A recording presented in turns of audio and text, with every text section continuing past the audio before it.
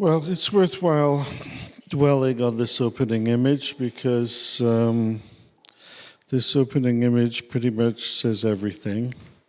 I could just stop here, but of course, it's the nature of things that the deepest and the most difficult things are often hidden in plain sight. So this is equally true of our subject. So this is the second part of Michelangelo in pictorial space. Okay, we can only say so much about this subject in so limited a time frame of 10 one-hour talks, and ultimately all these talks are focused on issues which all of you as architects, painters, sculptors, students thereof deal with every day as revealed through, exemplified, and ultimately mediated by the work of a giant such as Michelangelo. So just to remind us, contemporary painted pictorial space is essentially an early 19th century product. It is a return to, although not in the same way, to the consequences of the invention of accurately delineated mathematically and geometrically perspective constructed on a two-dimensional plane, creating a virtual three-dimensional world, as it were, nonetheless not so simple. This is not a great painting. It's a good painting. It's a useful painting for us because this painter, here, Olivier Joseph Kuhnmann, smack in the middle of the 19th century, actually this was painted towards the end, 1880, does what for a very long time from the early 19th century on painters would do. He would situate his virtual three-dimensional subjects within a virtual three-dimensional room, which was to a large extent accurately mapped out. And one can see the consequences of it, that the principal action is actually in the middle ground, not in the foreground. Now, this challenge, when taken up by as great a painter as the very great Alma Tadema or Alma Tadema,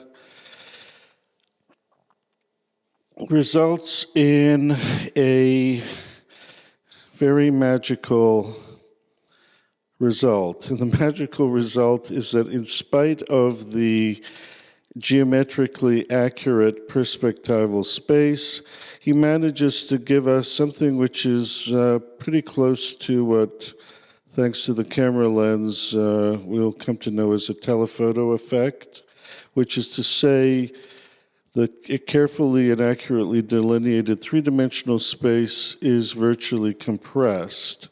He does that largely through the magic of composition.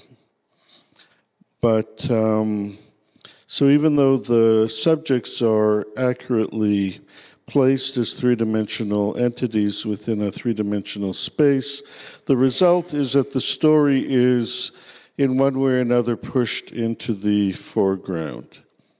Now, this is a lesson that all of you should be struggling to learn. However, our story is about a very different tradition, a tradition which essentially ended in the late 18th century. The tradition of both ancient and then has revived in the late 15th, early 16th century Renaissance through Baroque pictorial space, of which Michelangelo is a great, a very important practitioner. So here's Michelangelo, remember from last time, looking down on all the people who are coming into the Sistine Chapel, including popes. Here is a later a drawing not by him, of Michelangelo, which was transferred either to canvas or to fresco, because you can see the small dots are how the lines of the portrait were transferred. The threshold from which he looks down, so he joins the Pope, Bramante, and then, of course, he's depicted twice, both as a severed head, and then right here in the corner, and there we have him looking down, and there we have him again. So, the pictorial space of his work is summarized by the one work of his from the Sistine Chapel, which pretty much everybody the world over, who has even the most casual acquaintance, recognizes, and justly recognizes, because even as an image standing on its own, this is a peerless masterpiece. And one of the difficulties in coming to terms with the Sistine Chapel is that every portion of it is a peerless masterpiece, not to mention all of it working together as a whole. So then we step back, and we step back again, and we step back again. And to remind you, because this is going to recur again and again today, the framework for all these frame thresholds into various worlds, both proximate and more distant, is fundamentally architecture.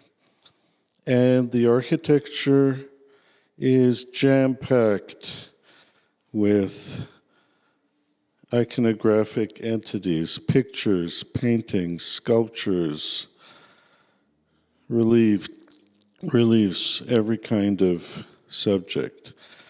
So,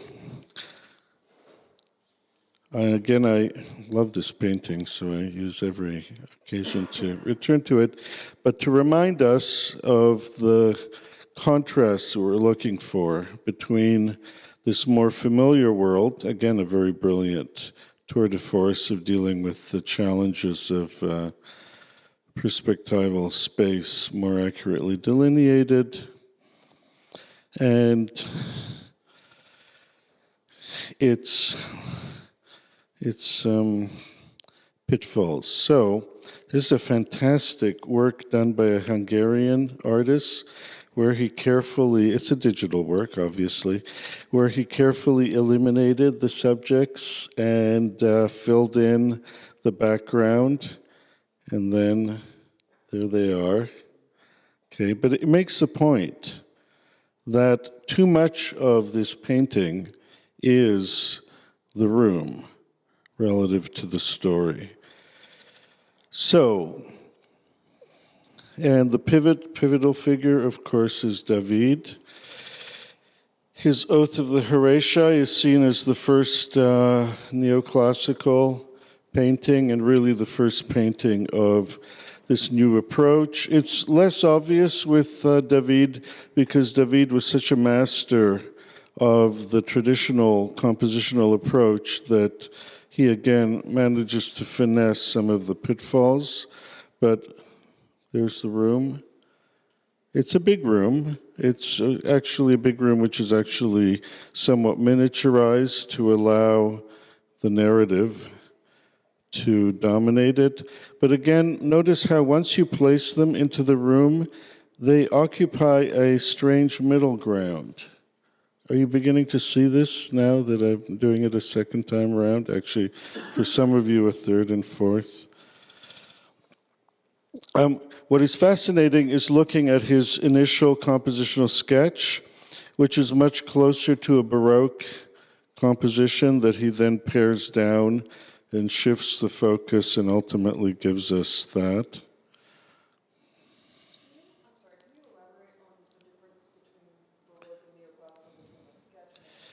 Okay, so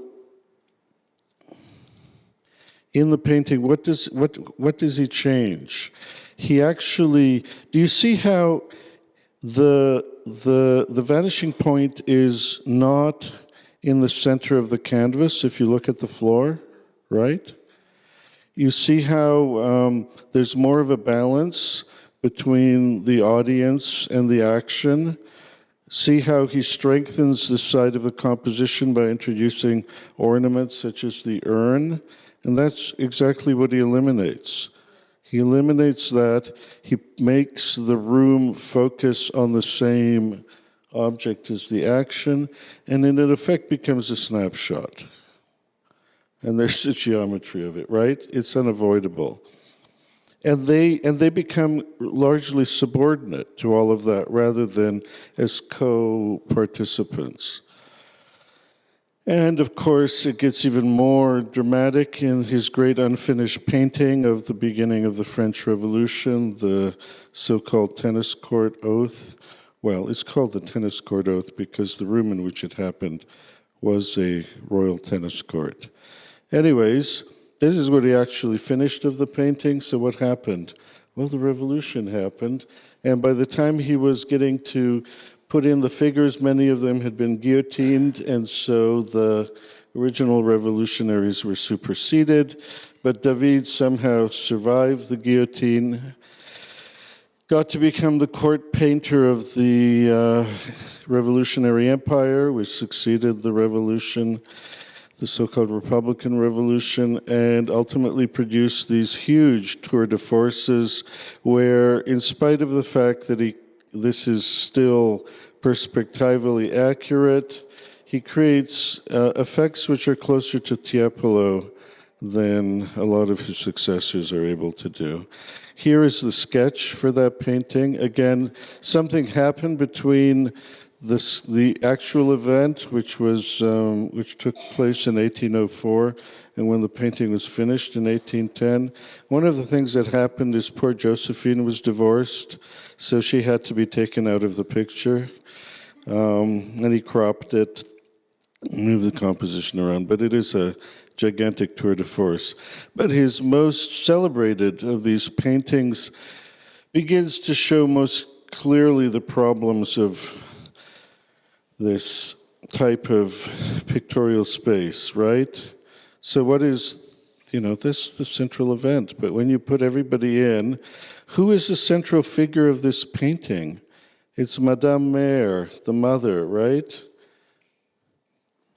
She didn't mind, but the painting is so big, and basically when you're there, you're about as large, or actually a little bit smaller than the figures in the painting, so it's like you're almost walking into the room. So that's the post-revolution painting, and now we're going to look at ancient multi-compositional paintings, which occupy, as I was starting to say last time, compress pictorial space, multi-focus point pictorial space as well, heavily composed pictorial space. And the best preserved one from antiquity is this sadly damaged mosaic from Pompeii, which is probably a replica of one of the great ancient paintings.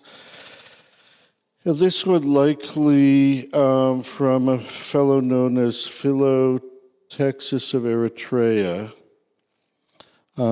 painted in the late 4th century, representing one of Alexander the Great's victories. Here's a contemporary attempt to reconstruct the missing pieces. It's a little lame if you look a little too closely at the figures, but it turns out, miraculously, Pietro da Cortona in the 17th century painted the same subject.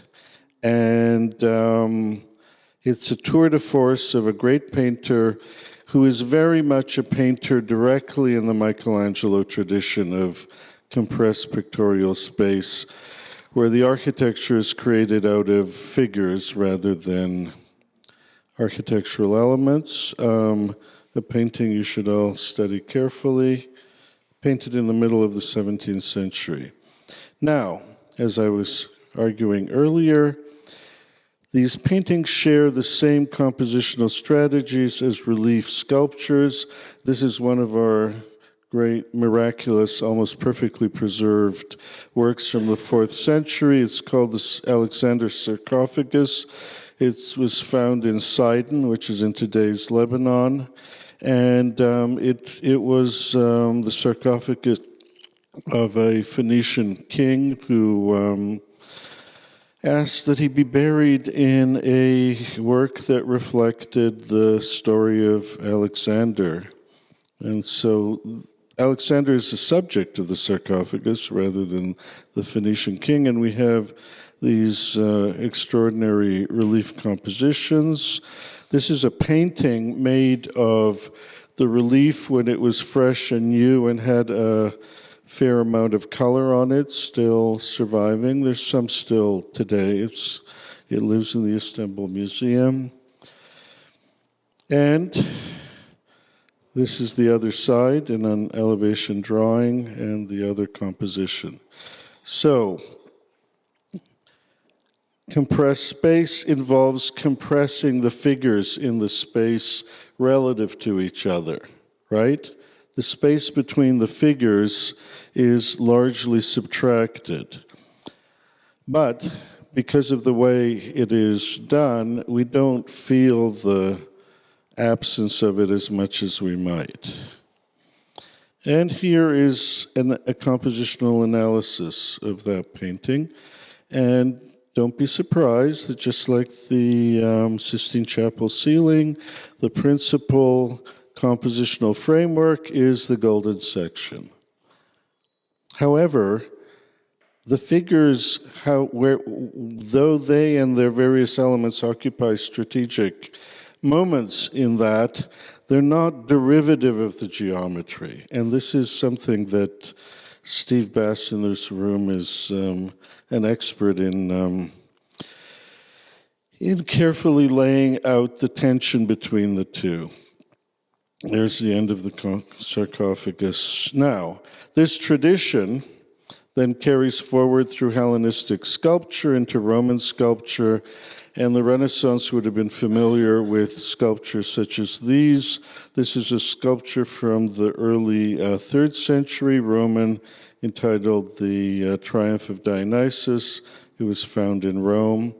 And the most famous of all and most accessible of all relief sculptural compositions, of course, is the Column of Trajan, which would have been known to pretty much every medieval, Renaissance, and Baroque person who, as an artist, was interested in emulating and learning from the ancient world. And just to give you its ancient context, this is a digital reconstruction of the actual physical setting, which the column exhibited, occupied between two libraries and as a threshold between the Basilica and the Temple of the Divine Trajan. So, at the end of our trajectory, the synthesis of this compressed space is beautifully realized in a painting that Guido Reni painted in the early 17th century called it's entitled Aurora. Aurora, who is heralding the sun. Do you see it now? Compressed space, largely shared between relief sculpture and painted scenes. It's very different from the 19th century space that we're used to. Now, it could have gone this way into the 19th century had somebody like the great Ingres in his final work as a student of the French Academy in Rome decided to carry this forward. So studying both the tradition as codified in Raphael and the ancient images, he produced this gigantic graduation piece. He's about this tall relative to his painting. And it lives now in one of the huge rooms in the Louvre. And representing a victory of Romulus, obviously, well, he didn't. Okay, and we'll see what happened to him in a moment. And this tradition of sculptural relief, shallow space, is obviously something that is very powerfully represented in this supremely masterly tondo by Raphael towards the end of his life, clearly also echoing aspects of the great Michelangelo Tondo. And so back to Raphael in shallow space. Now, were these figures to be placed perspectively where they really are? This angel could not be looking up at the Madonna, right? He would be in front of her. She'd be floating back there somewhere. And yet there is an eye-to-eye contact between them, as it is between these figures, and yet in a strange way, she occupies the foreground. Do you all see that? Of course, the great masterwork of all of these is a painting that now lives in Dresden. It's called the Sistine Madonna because Pope Julius II commissioned it from Raphael to commemorate his papal predecessor, Sixtus IV. There is his papal crown. He's taken it off out of humility. So, back to Ingres. Ingres was criticized. Poor Ingres is a up-and-coming great competitor in the French games of who's the greatest painter. They said, your paintings are very archaic. Make them more modern. So this was the modern painting that Ingres created as his ticket back to Paris, and it won the the prize that year, and became his ticket to becoming the most successful celebrated painter of France for the rest of his life. But he placed his figures within the space of geometrically accurately created three-dimensional space. So there are the two poles in our just to show you how and where the Raphael now lives in the major gallery in Dresden, and there's a new frame that was created for it that recreates what its possible Renaissance frame looked like. And ultimately, this painting led to a painting which exists in our great museum down the street, well, not exactly down the street, across the river, the Met. This is one of the Met's great acquisitions, the Immaculate Conception by Guido Reni, and Guido Reni is very much the Raphael of the Baroque, and here he shows his deep understanding of what Raphael was up to in this extraordinary vision, which is actually a vision also of the apocalypse as well. And we should look at it at the end of our second visit to Michelangelo, hopefully, to draw all the lessons. Raphael's final painting is the Transfiguration, which is actually two paintings that he turned into one in an extraordinary compositional tour de force. The upper painting was the first painting that he composed. Here's a close-up of it. This is where it lives today, shorn of its frame in this room at the far end of the sequence of the Pinacotheki of the Vatican. This is how we should see it. This is a mosaic replica in St. Peter's, but it was created actually for, oh yeah, right, okay. It is the result of a competition that Michelangelo himself concocted. He wanted to demonstrate that he and his right-hand person, Sebastiano del Piombo, were greater painters than Raphael. So the Pope commissioned, or not the Pope-to-be, who would become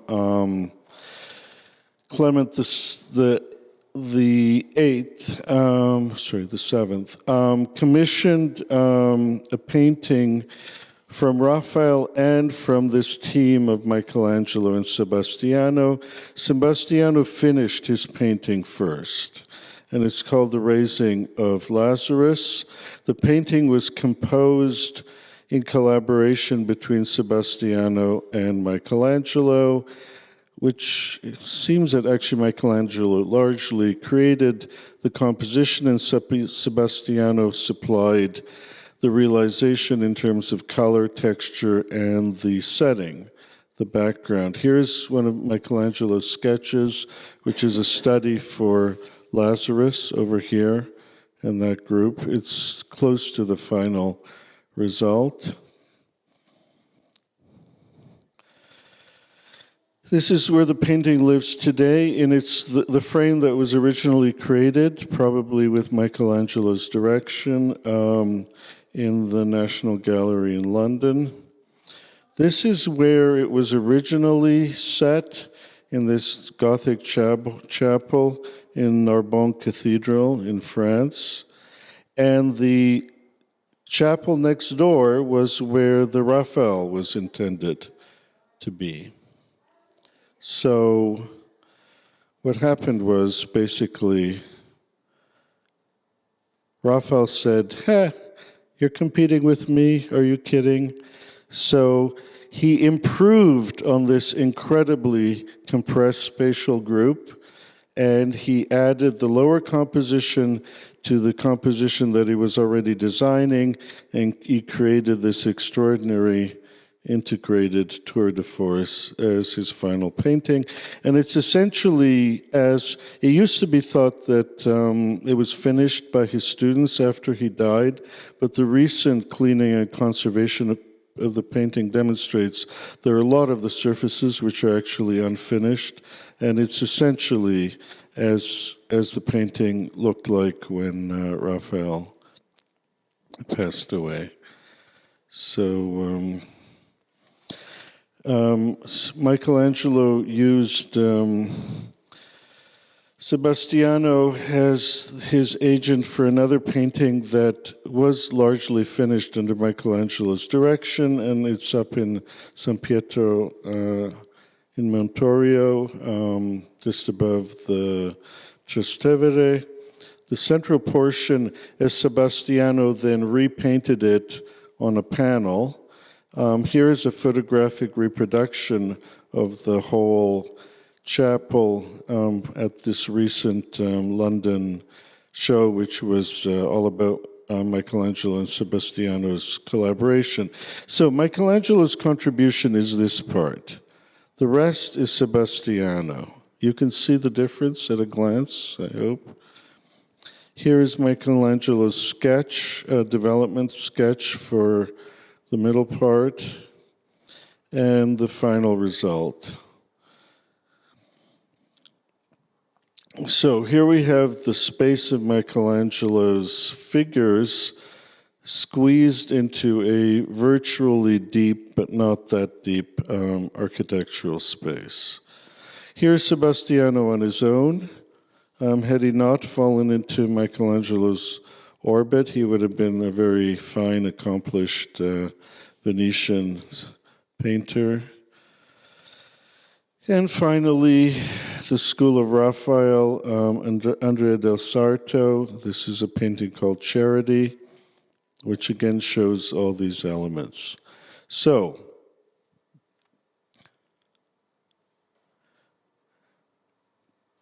directly, Michelangelo learned this from his two great predecessors in Florence, of course, Brunelleschi, but also Lorenzo Ghiberti.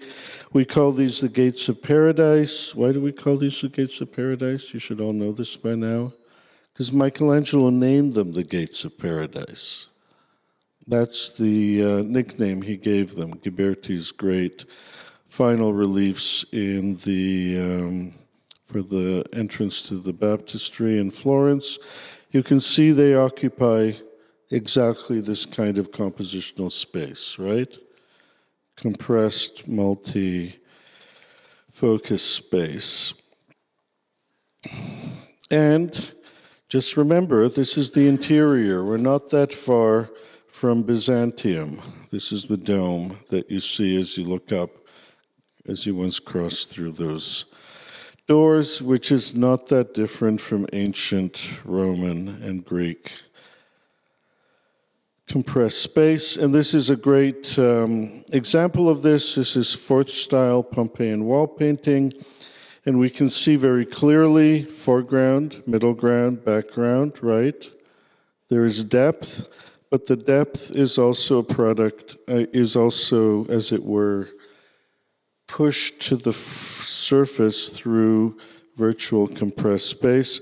And one of the few surviving encaustic paintings from the ancient world, this is at the Monastery of St. Catherine's in Mount Sinai, representing St. Peter, and it's around circa 600 AD.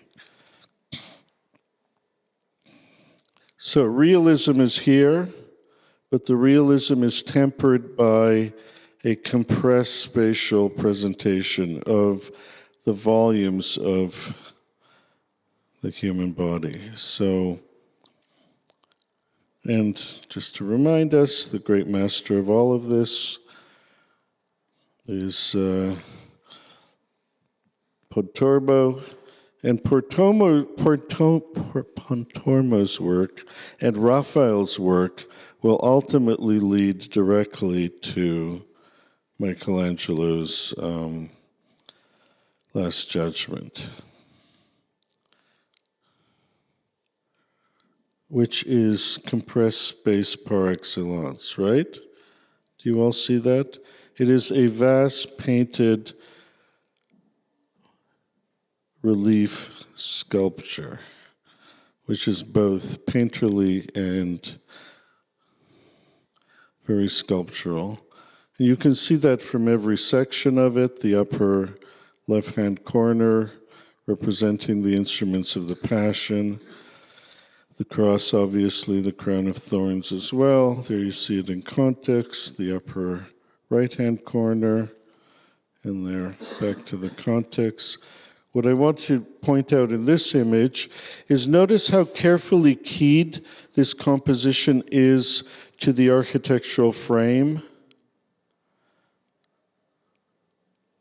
So it's composed not independently, but entirely within this framework. Look at the compositional lines, the basic,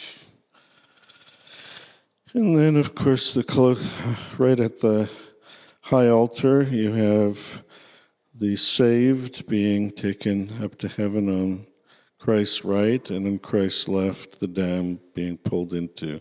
Here, the saved being pulled out of their tombs, and the damned being carried off into that dark space. Okay, let's look at the center now. By stepping back a few decades in Michelangelo's life, this is an image which we'll see at the Met, probably not tomorrow, but the following Friday. It represents Michelangelo's cartoon for, or rather, his compositional study for representation of the resurrection. It was intended for this lunette right here. So it's from the period of him working on the new sacristy. And it was to be above this, which was the tomb of the two Medici, Lorenzo and his murdered brother, the Madonna between the two Medici saints, all set within a high altar. So that's what's missing from below and from above. And there would have been paintings here, relief sculptures up here. And, okay, so we're back at, that's the right hand, and this is the left hand. This is what Michelangelo envisioned as the complete fulfillment of what we now just have three sculptures here. This image is also in the Met, so he ultimately only realized these three images plus the architectural frame, none of the cascading sculptures, none of the sculptures in the niches, nor the ornaments above. There's actually, I think one of these trophies was partially finished. So here's the lower sculptural composition. This is, by the way, a presentation sketch in Michelangelo's own hand. There's the upper portion.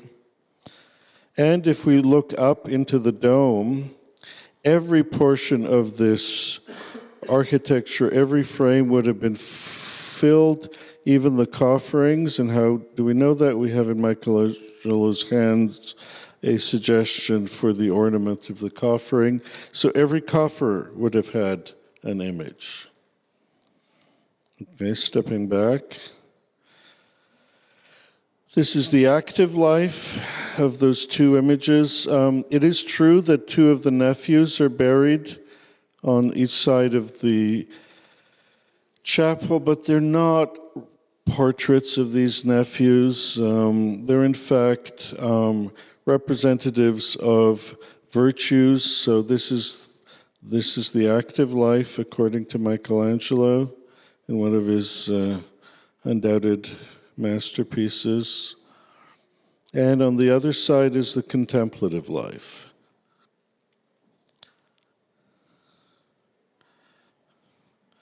And here we have a beautiful drawing by the younger of the Zuccaro brothers showing the Medici tombs, as it were, the school of young artists studying their art, even in its fragmentarily realized state. There's the other side of the picture. So you see this guy leaning on a ladder. That's the same guy, right? So back to the resurrection. That was to be the focus of the high altar. This, too, is a part of our exhibit at the Met. This is a later development of that theme, a more finished drawing by Michelangelo. And where does it ultimately lead to? Well, it leads to Christ as the last judge. Do you see the connection between these three? Right? So, 20 years later, Michelangelo finally realizes what he was working with in that earlier composition and reuses it in this final composition. So do you now recognize the figure of Christ, the model for the figure of Christ? It's Adam, right? Christ is the new Adam in the New Testament. And it also underlines a theme that you see in all of Michelangelo's work, is his repertoire of actual ideas is fairly narrow. He keeps on returning to the same compositional tropes and reworking them and reusing them, or picking up one that was never realized and carrying it forward into a later composition. So back to the space of the composition, and of course Michelangelo himself, another portrait, and then back to the room. So you see how the room is, the painting is beautifully keyed into its architectural frame. So all these groups work within the frame of the larger composition itself, not simply within themselves. Okay, here's one of the surviving sketches as he was developing the composition. He was largely thinking of it as smaller groups, so this is actually the same group being explored. And then finally, this painting, which we mercifully have as a part of the exhibit in one of the last rooms. And the importance of the painting, people will focus on the figures, but for us, it's the space in which it's happening. Because when the original was quote-unquote cleaned, the atmosphere of the painting and its balances was destroyed, and one of the big casualties is the ground of the painting, and we have a better sense of the modulated ground in this painting, which was painted a few years after the Sistine painting was finished, and while Michelangelo was still alive, by somebody who comes out of his atelier who knew the painting very well. Okay, and then on to drawings. I think virtually all these drawings are in the exhibit. This is an earlier drawing in this sequence called A Children's Bacchanal. Fascinating, but a lot could be said about the subject. We have the dreamer dreaming down in the lower right-hand corner. But anyhow, what we're studying is the space of the composition. This could be a drawing of a relief sculpture, right? Do you see that? It is one of his most finished drawings. Just a couple of close-ups. And then the reuse, as it were, or the figural tropes which are re-encountered. So this is the intoxicated dreamer, maybe. Here we have the same figure as Hercules in three of the labors of Hercules. And then the archers missing their mark because Cupid is asleep down in the corner. And then the most famous, because it was engraved and influenced a lot of later works, The Fall of Phaeton. Here's a close-up of the poor child of Apollo, who wanted to ride the horses of the sun and almost destroyed the earth, and being shot down by Jupiter or Zeus, with these astonishing three-dimensional horses falling in space. On the back of this, he used the surface to work on an image of this young lady, which will ultimately be related to the Cleopatra, probably.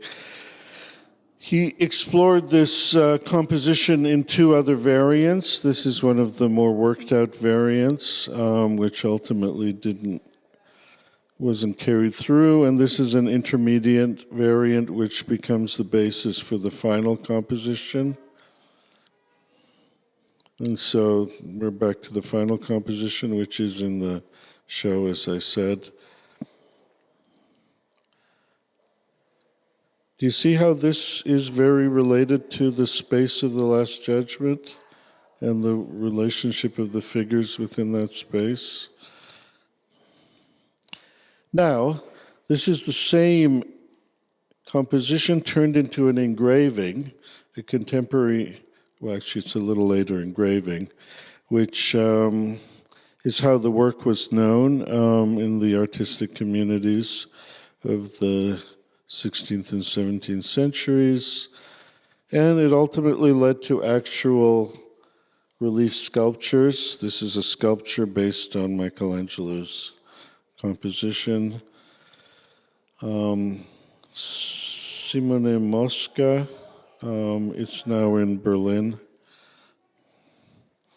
And an artist who studied it very carefully and used it as the basis for his own astonishing version of the same tale is Peter Paul Rubens. A few decades later, this is an early Rubens of 1605. This is in the National Gallery of Art in Washington, D.C. But, all the other issues aside, the compositional space is this extremely compressed relief sculpture space. This is his initial sketch for that composition. and then back to Michelangelo. This is a finished drawing that he did for Vittoria Colonna from the 1540s, also in the exhibit. Do I have to make the obvious point that, right? The missing cross is present. And another drawing he did for Vittoria Colonna from the same period.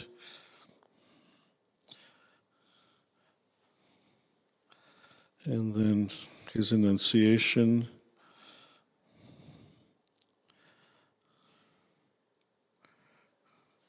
And one of the more enigmatic drawings by him, The Dream of Human Life.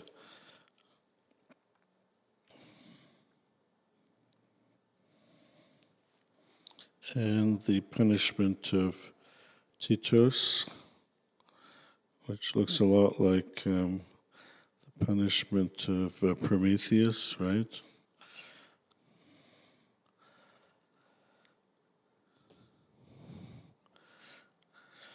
This is Annibale Carracci, and it is through the Carracci that the great achievement of Michelangelo's great works becomes mediated to the larger European culture of the 17th century, and the Carracci basically create the framework for painterly international Baroque. And do you see how this painting participates in all this that we've seen so far? Now,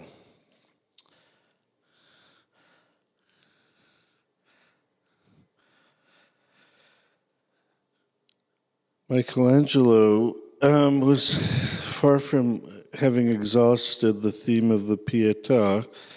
At the same time as he was grooming Sebastiano to be the great competition for Raphael, had Sebastiano paint this painting where the whole composition is Michelangelo except for the background. And it shows, it's supposed to be the first time that we see one of these subjects painted at night.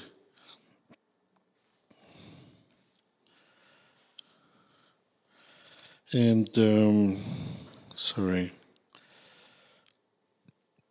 this painting was known to be a composition of Michelangelo's, which is why it was very often copied, especially the figure of Christ. The face of Christ is much harder to see in the reproductions, which all tend to be too dark and too contrasty, and so you have to turn to the sketches. This is an unknown later 16th century Italian artist who studied the face in the upper portion of the figure of Christ. So the true fruits of Michelangelo's enterprise are found in the later decades of the 16th century rather than in the people he tried to turn into his hand. And then finally, the last two great paintings are from the Pauline Chapel in the Vatican. And on the right, we see the Crucifixion of Peter. It's Paul because the Pope Paul III commissioned it.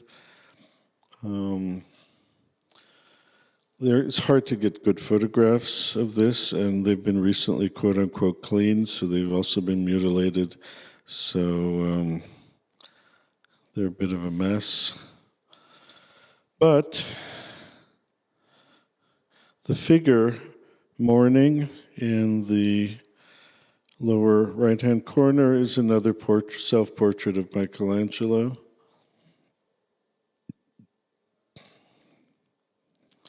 And on the other side, it's, of course, the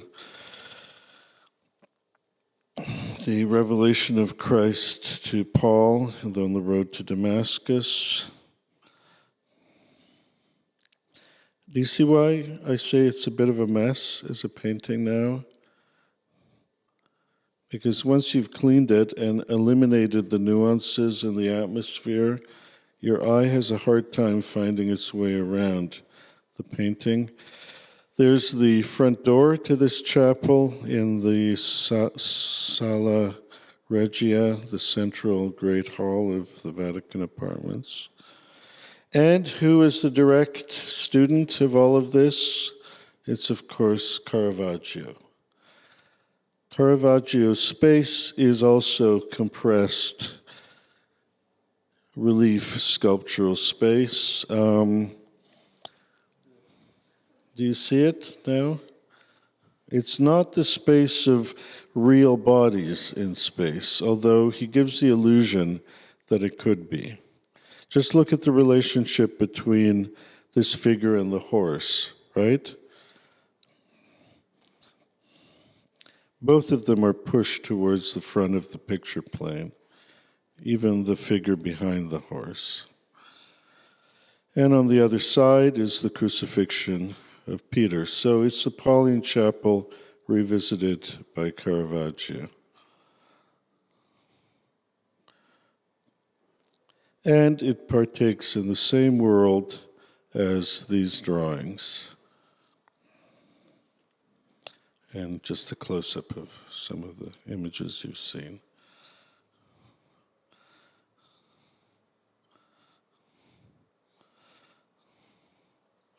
And they're all Adam, who ultimately is revisited as Christ, the Last Judgment, the Last Judgment.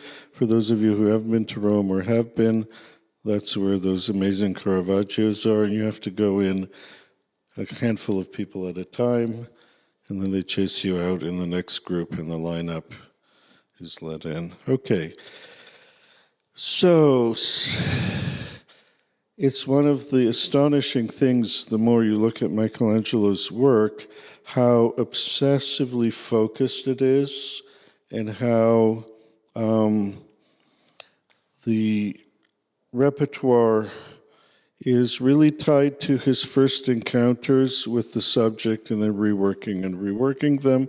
This is, again, another sketch from the exhibition. It's Michelangelo encountering Masaccio's Adam and Eve and transforming them by studying them and drawing them. See how much more three-dimensional they are, although Masaccio's are three-dimensional in intention, rather.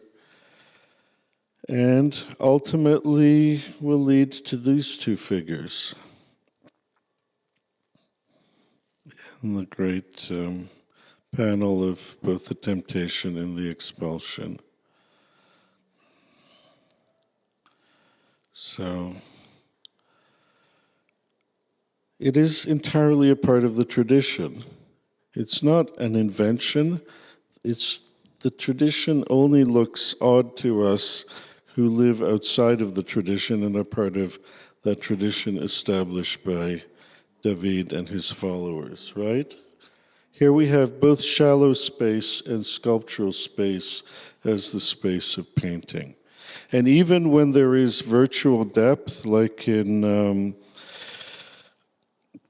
Rosso Fiorentino's The Marriage of the Virgin, it is extremely compressed, virtually sculptural relief space.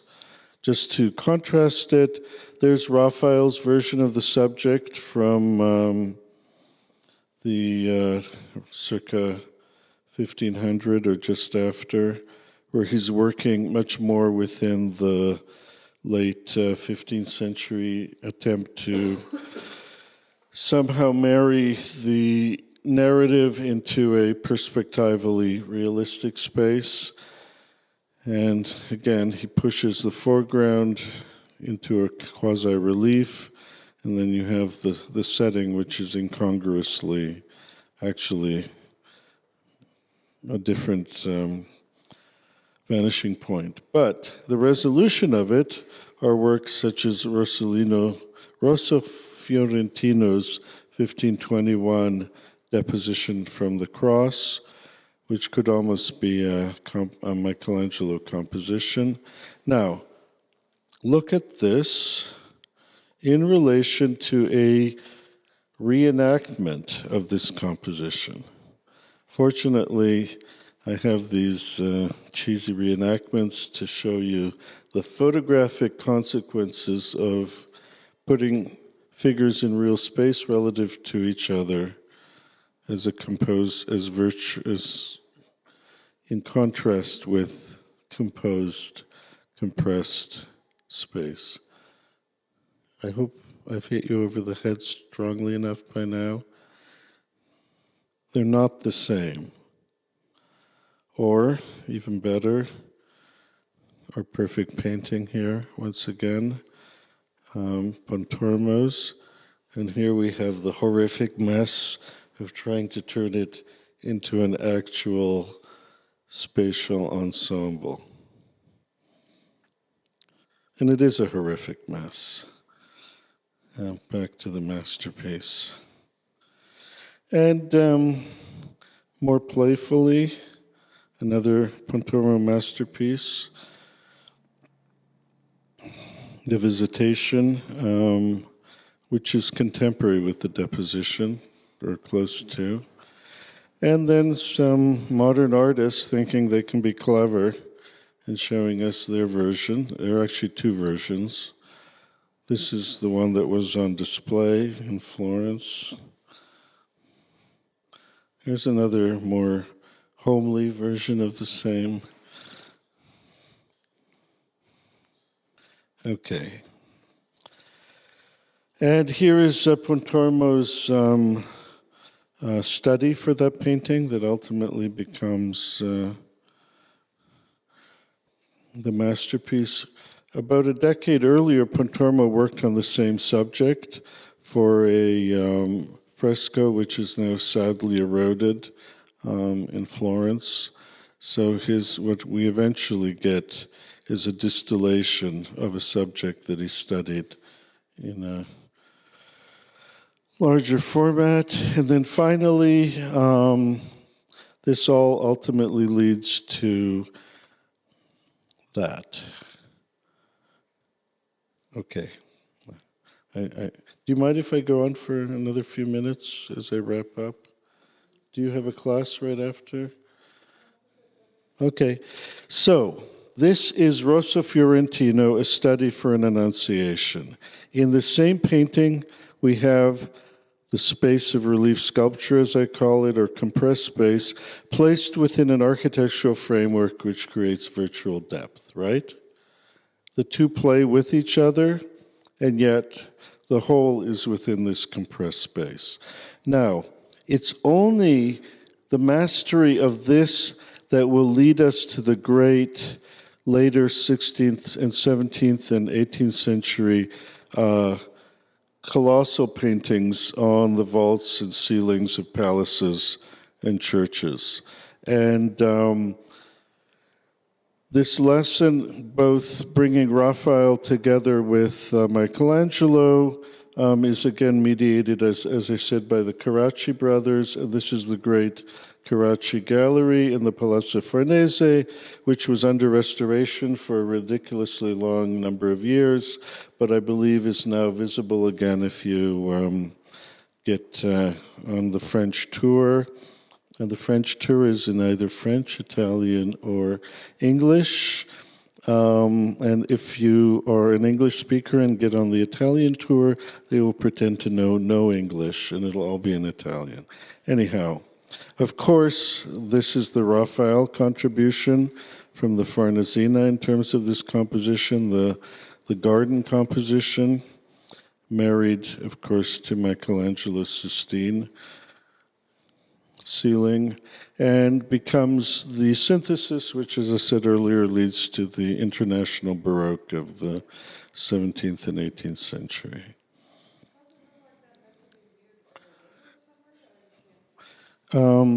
There are, on this side, there are a couple of windows.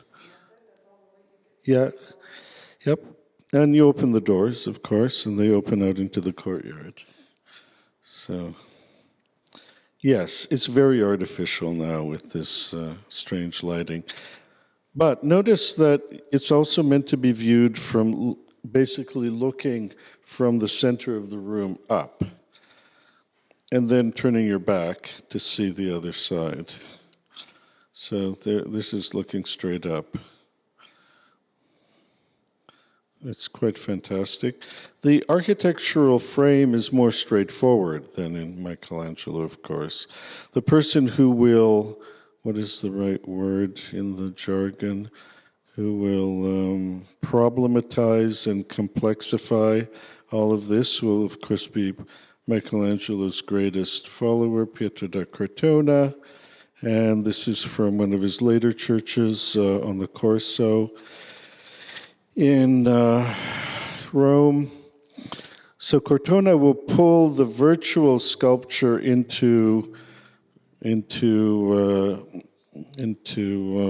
plaster, into what do you call it? Plaster sculpture and architecture. And here you have the painted figures, this kind of relief, compressed spatial figures, and then you have the distant views in the background, which will ultimately lead to Andrea Pozzo, his great ceiling of the sanctification of Saint Ignatius, the triumph of Saint Ignatius. Okay, one can say a lot here, but the point I want to make, once again, is that the architectural frame is in a fundamental way perspectively detached, although related to the figures. See how the figures are pushed more into our space, in spite of the fact that if they were actually accurately placed within the architectural frame, they would go whoosh, and they would be virtually invisible to us. Now, following Pozzo, you had painters such as at the Gesù, Giovanni Battista Gauli, who literally will paint the figures in front of the architecture, of the architectural frame. So you have the stucco work, the architectural frame, which is also largely stucco, and the figures literally falling out of the frame of the painting into the space that we virtually occupy with them. By the way, these are the good guys and these are the bad guys that are closer to us. Yeah, this is the third decade of the 17th century. Yeah. And between them is Cortona, his Triumph of Divine Providence from the Palazzo Barberini, which is a painting well worth studying because he combines both approaches into a single painting. And so I just give you a bit of a tour, looking up from the front door, and then his more sedate version, the planetary rooms of the Pitti Palace, will ultimately become the compositional artistic template for all of the works in Paris, at Versailles, and all the other rooms which were modeled after it pretty much all over the rest of Europe. So these are just some glimpses into a couple of his planetary rooms. So the stucco framework, the compressed pictures, this is the room of Venus, or even in a more complex way, this is the this is the Hall of Saturn, the stucco work, and this is the Hall of Apollo. So, and all of this somehow brought together in the great Barberini room, and then looking back at it, up, and then the whole room now is just about the painting, although once the walls were also covered with paintings.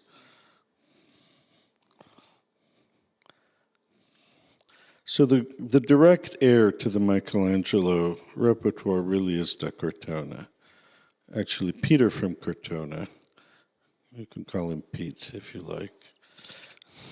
Okay, and at the other side of the cultural spectrum, of course, is El Greco, The disrobing of Christ from the Sacristy of the Cathedral of Toledo is the beginning of his revolutionary artistry, where you again have the extreme compressed space of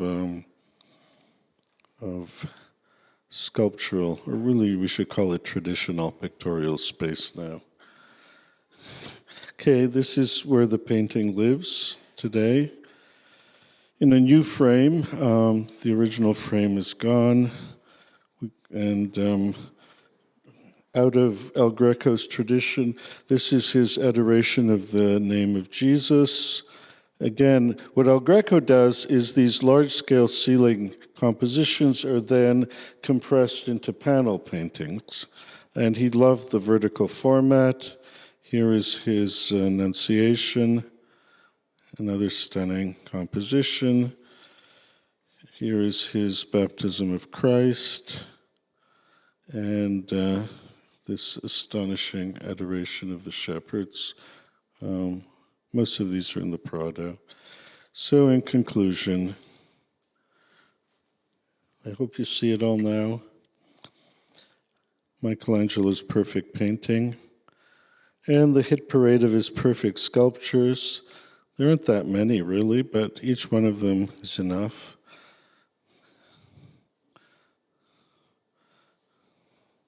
The one in Bruges, of course, the David. This one is in Paris, one of the dying figures, and his most mature three-dimensional sculptural masterpiece is Charlton Heston as Moses. Do you notice the astonishing similarity? And then the contemplative life and the active life.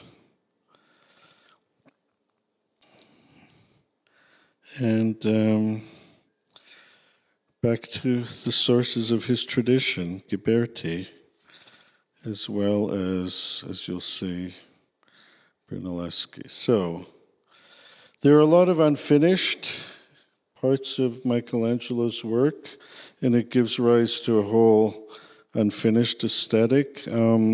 His late work is a category unto itself. So briefly, let's look at his architecture. Each one of his architectural works is paradigmatic. Because they are so paradigmatic, we don't see what's so paradigmatic about it. The Laurentian Library is the first time in the Western tradition that the stair becomes a sculptural element framed within a space which is both outside and inside architecture. So the stair is definitely a sculptural element unto its own. Previous to that, stairs were shoved in the interstices between walls. You basically went, beam me up, Scotty, from one floor to the next. But thanks to Michelangelo, the Baroque stair came into being. Not only that, but the paired column as a device to turn the corner in these external-internal rooms became thematized. There's the corner. It's unfinished. That's why you have a painted canvas for the top of what would have been a carved wooden ceiling. And you have the disassociation of architectural elements from their tectonic relationships, i.e., relationships in functional space. So you have these scrolls which visually support these columns but exist forward from them as it were independent sculptural elements as well. See that, right? They're not supporting, they're visually supporting. And the other idiosyncratic aspect of the architecture is that it is a Tuscanization of all of the five orders. I can give a whole course on that, and I'll leave that to later possible lectures. The other paradigmatic ensemble is the Campidoglio and the introduction of the giant order into European public architecture. And more than just that, it's introduced. There you see the Campidoglio before Michelangelo worked on it, and he transformed it in a unitary public space. And it has a lot to do with that shallow pictorial space I'm talking about, the foreground, the middle ground, and the background. The foreground, the middle ground, and of course the background. This exists in the background. This is the foreground, and there's the key middle ground element.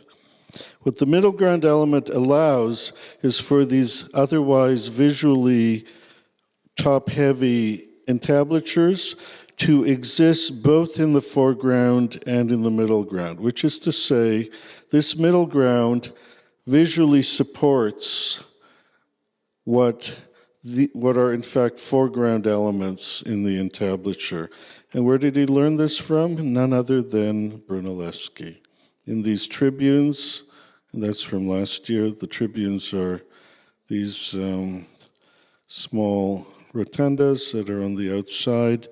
See what Brunelleschi does? He detaches the columns as supporting the entablature by introducing this secondary element so that visually this entablature is actually carried by the, as it were, painted frame of the niche. Do you see that? So, Michelangelo then takes that lesson and marries it to the colossal order.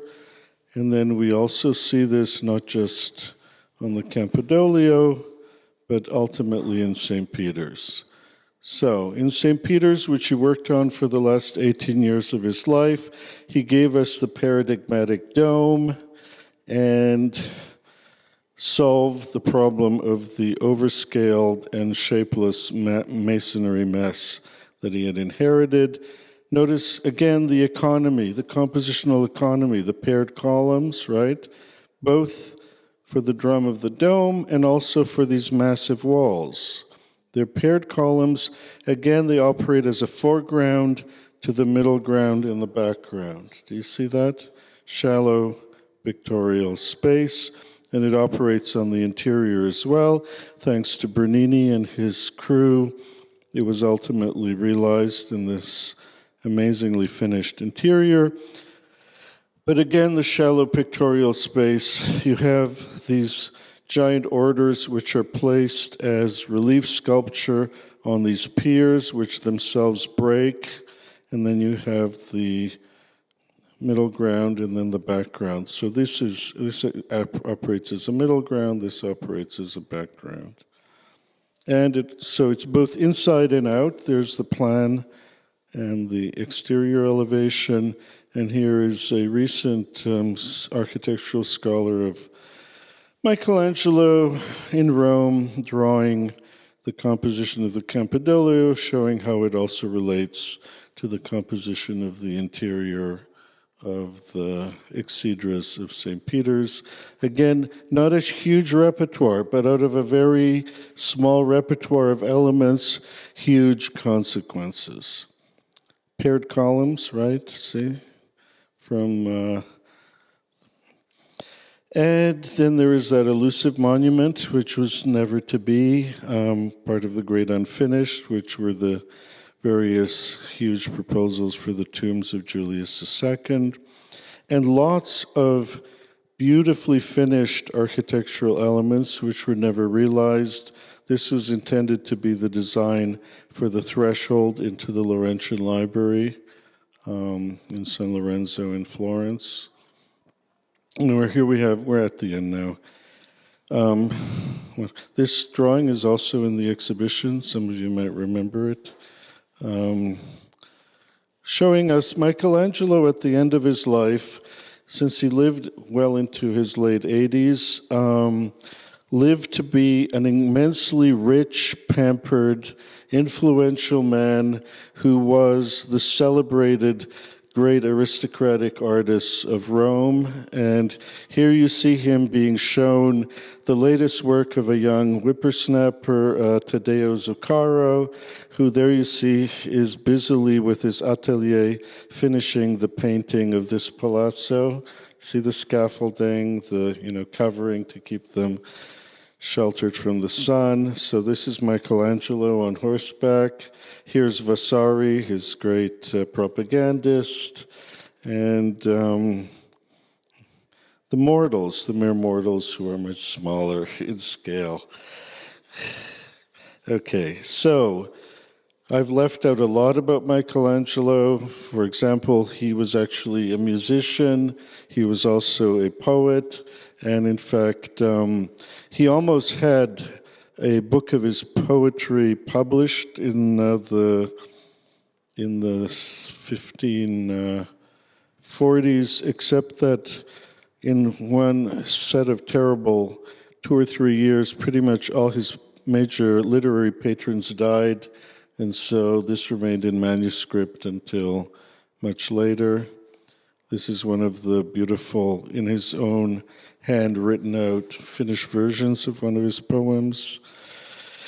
And here we have the man himself, Volterra's great portrait of him from his prime, and the tomb in which he was buried in his old parish church of Santa Croce.